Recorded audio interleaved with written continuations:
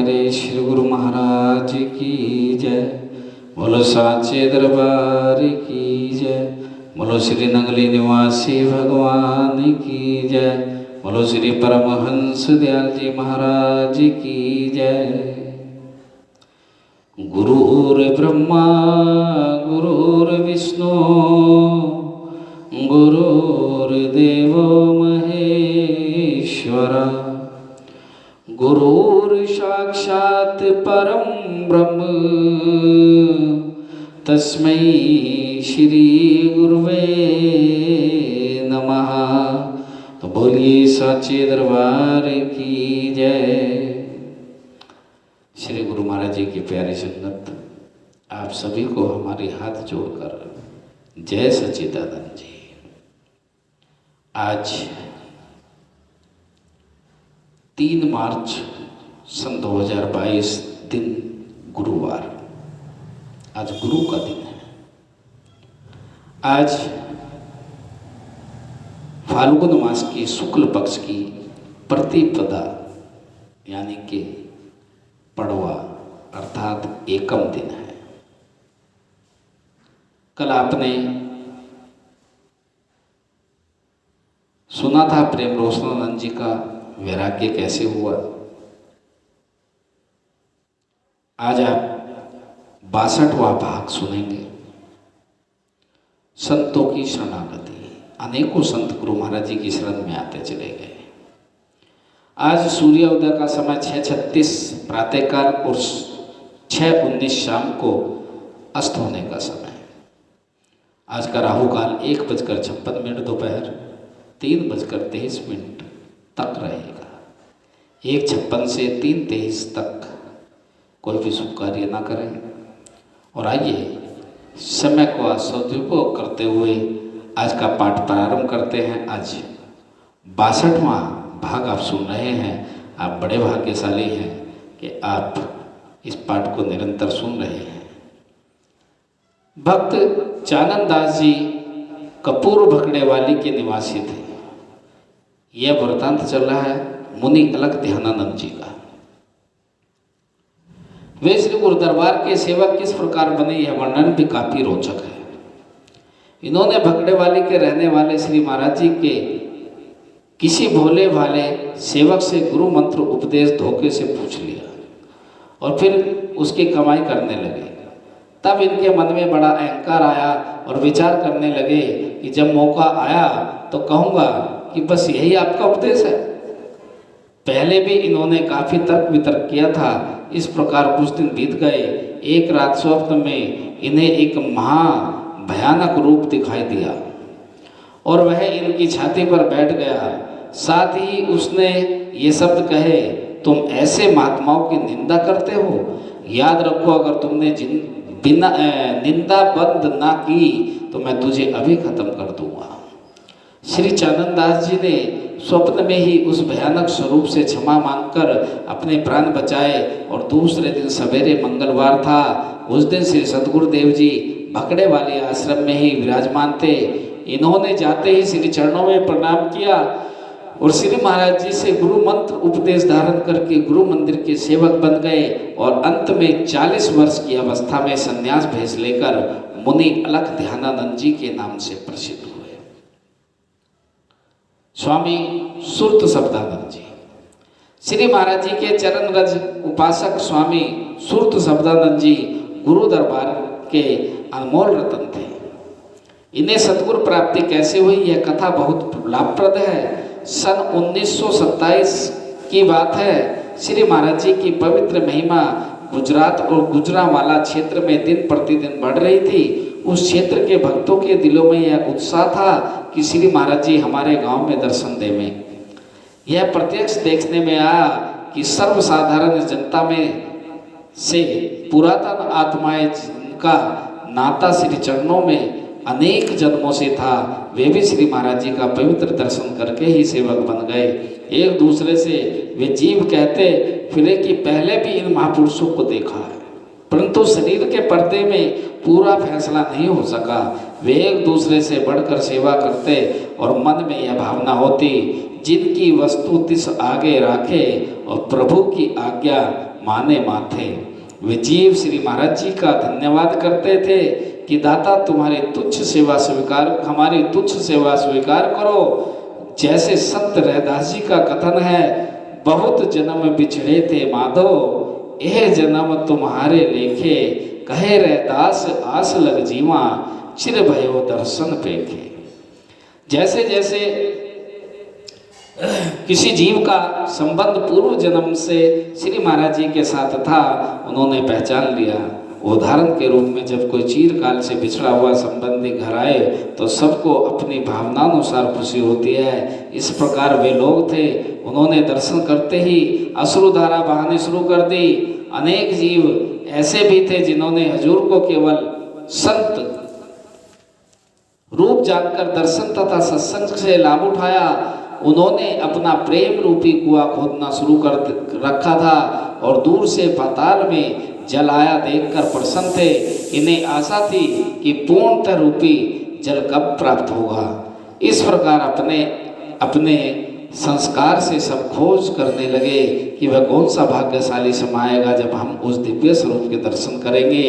उन्हीं दिनों गांव बाले की, जिला गुजरांवाला, पंजाब के भक्त श्रीमान लद्दा सिंह जी तथा भक्त बूटाराम जी, दोनों सगे भाइयों ने चकोड़ी आश्रम में जाकर श्री सतगुरुदेव जी के पवित्र चरणों में प्रार्थना की कि दयाल जी, दासों के घर भी पवित्र करो और अपने पावन चरणों की धूलि से हम पापी जीवों को कृतार्थ करो। बहुत दिन प्रार्थना करने के बाद प्रेम अवतार श्री दयाल जी ने फरमाया कि हम भला दिन आपके गांव बाले की जरूर चलेंगे। और श्री महाराज जी के इन पवित्र वचनों को सुनते ही खुशी के जयकारे लगने लगे। प्रेम भी एक अमोल वस्तु है, जिसको प्राप्त हो जाए वही जानता है। प्रेम ने बाड़ी उपजे, प्रेम ने हाट बिकाए, और राजा रंग जो चाहे शीश दिए ले जाए। बाले की देखने में एक साधारण गांव था, परंतु प्रेम को पहचानने वाले अंतर्यामी प्रभु ने खूब देख लिया और दोनों प्रेमियों की अर्ज मंजूर कर गांव बाले की में पधारे। हिंदू मुसलमान जिसमें भी एक बार सतगुरु का दर्शन कर लिया, वह अपने घर का मोह भूल गया। अपनी अपनी कल्पना होने लगी। यह चर्चा थी कि साधु फकीर तो बहुत देखे सुने, परंतु ये तो कोई अद्भुत महान पुरुष है। आपने जिसकी ओर एक बार दृष्टि उठाकर देखा, बस वह आपका ही हो गया। आपका सत्संग उपदेश जहाँ विद्यमान समझते थे, वहाँ विद्या के हीन अनपढ़ भी समझ लेते थे। एक ही आवाज से सबको चेतावनी मिल जाती थी। कई लोग ये कहने लगते थे कि इन महापुरुषों के पास तो कोई जादू या सिद्धि है। अनेक लोग डरते डरते श्री महाराज जी के हाथ का छुआ हुआ प्रसाद ना लेते। उनको यह डर था कि यदि हजूर के हाथ का प्रसाद खा लिया तो घर से उदास होकर इन्हीं का होना पड़ेगा। इस प्रकार सच्चे प्रेम और विश्वास से श्रीमान भक्त लद्दा सिंह जी और श्री बूटाराम जी, जो सपरिवार तन मन धन से सेवा कर रहे थे, एक दिन उन्होंने प्रार्थना की कि दाता जी, हम सारी उम्र इस पवित्र दरबार की सेवा करेंगे। अब यह घर घाट अच्छा नहीं लगता। यह सुनकर सतगुरु दयाल जी ने फरमाया कि देखो भाई, त्याग समय समय का होता है। आपके बाल बच्चे हैं, एक बूढ़ी माता है, उनकी सेवा करो और घर में रहकर ही अपना जन्म सुधारो। बाहर के त्याग से क्या बनेगा? यदि सुर्त संसारी बंधनों में फंसी रही तो पहले मन से त्याग करो। वास्तव में त्याग कुमति का करना है। घर का त्याग करके और भी अहंकार बढ़ता है तथा उस कुमति को बल मिलता है। मैं मेरी हंगता ममता बनी रहती है, जिससे आध्यात्मिक प्रगति में बाधा पड़ती है। इसी का नाम मंद वैराग्य है। जब तक विचार बल से तीव्र वैराग्य उत्पन्न न हो, त्याग करना ठीक न होगा। स्वामी ज्ञान हीरानंद जी एक दिन भक्त लद्दा सिंह जी फूट फूट कर रोने लगे और श्री चरणों में साष्टांग दंडवत प्रणाम कर दी। श्री महाराज जी ने बहुत उठाया, परंतु रोते रोते भक्त जी ने अर्ज की कि श्री सतगुरु दयाल जी, यह दर छोड़कर कहाँ जाऊं। श्री महाराज जी दयाल तो थे ही, भक्त के दुखी हृदय की करुण पुकार और सच्ची आवाज को पहचान कर उनकी विनती स्वीकार कर ली। जो काम लंबी चौड़ी प्रार्थनाओं से न हो सका वह काम उनके चंद आंसू कर गए। उसी दिन से ये दोनों भाई परिवार तथा बूढ़ी माता समेत उस श्रेष्ठ दरबार में भेंट हो गए और दिन रात एक करके सेवा करने लगे। यहाँ तक कि सेवा में ही मन लग गया।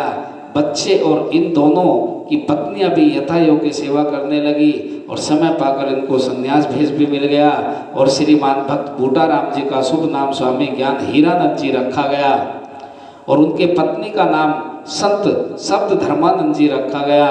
इनका बाकी परिवार गृहस्थ आश्रम में ही रहा।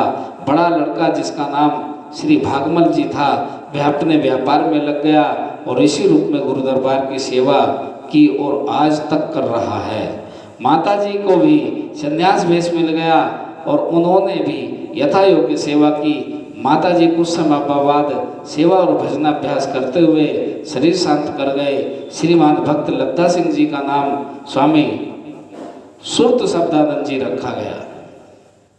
इनकी सुपत्नी का नाम संत शब्द मुक्तानंद जी तथा बड़ी लड़की का शुभ नाम संत भक्ति धर्मानंद जी रखा गया, जो कि आज भी प्रेम से गुरु दरबार की सेवा सत्संग द्वारा कर रही है, जिसमें लोक परलोक दोनों ही बनते जाए। स्वामी सुरत शब्दानंद जी इनके पिता रूप थे। इनका सत्संग उपदेश जिला मुल्तान पंजाब के गांव मखदूमपुर पहाड़ों वाली कुटिया में काफी था।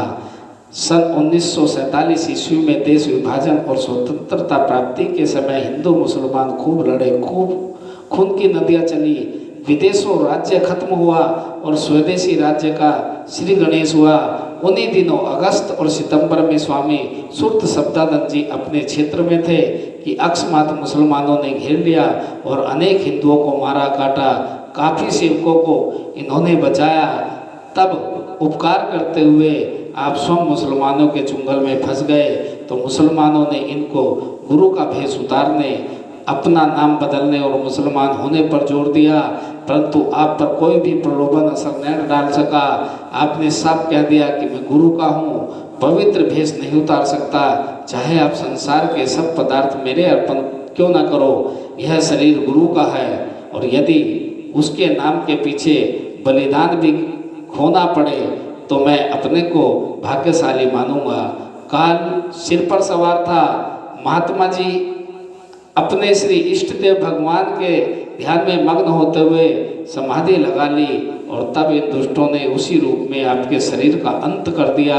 ये सदा सदा के लिए श्री चरणों में लीन हो गए। आप अपने सेवकों को सदा यही उपदेश देते थे कि सिर दीजिए बाहा नदी छोड़िए। श्री सतगुरुदेव जी ने दिलों का सौदा किया। वे एक ही दृष्टि में दूसरों के दिल में आपके प्यार की एक ऐसी सुगंध कसक और तड़प जगा देते थे जिसका संसार भर में कोई इलाज न होता। धनुष बाण हाथ में संभाले श्री महाराज जी एक पक्के निशानेबाज के समान अपनी वाणी से, अपनी दृष्टि से, अपने स्पर्श से जिस किसी पर भी भाई युक्त तीर चलाते वे नीम बिस्मिल के समान तड़पने लग जाता और सब कुछ गुरु दरबार में भेंट करके सदा के लिए इनका ही हो जाता था। जो तो है प्रेम लेखन का चाहो, सिर धर तली गली मेरी आओ। और देखते ही देखते वे इस समय मोहब्बत के दीवाने और परवाने बन गए। अपने शरीर को भेंट कर दिया, मुसलमानों ने काट दिया, लेकिन न नाम छोड़ा, न गुरु छोड़ा और न ही अपना भेष छोड़ा। ऐसे संत महापुरुष जिन्हें हम आज भी पूजते हैं, ये गुरु नाम की शक्ति ही तो है। भगवान पे कुर्बान हो जाना, भगवान का ही शरीर और भगवान के लिए कुर्बान हो जाए, इससे बड़ी सेवा भक्ति जीव क्या कर सकता है। इन्हीं शब्दों के साथ मैं अपनी वाणी को विराम दूंगा। बोलिए साचे दरबार की जय, बोलो श्री नगली निवासी भगवान की जय, बोलो श्री परमहंस दयाल जी महाराज की।